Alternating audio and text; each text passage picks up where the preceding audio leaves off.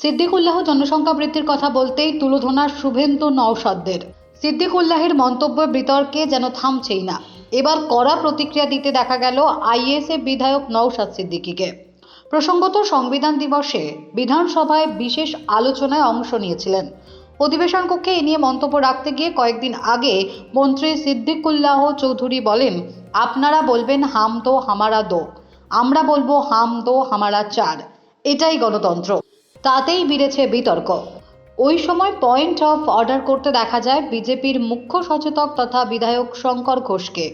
মুহূর্তেই স্পিকারের কাছে জানতে চান এটা কি রেকর্ডে যাবে না বাদ যাবে। স্পিকার বলেন আমি দেখে নেব।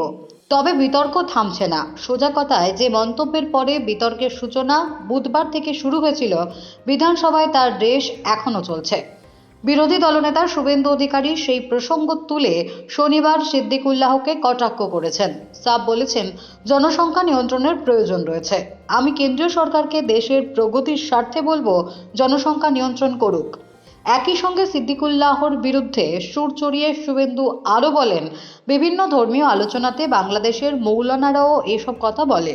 অবাক হয়ে যাচ্ছি, সেই একই রকম কথা, একই বিষয়, একজন শিক্ষক ও জনপ্রতিনিধি মন্ত্রী, তিনি এই ধরনের কথাবার্তা বলেছেন। কি শেখাচ্ছেন তিনি?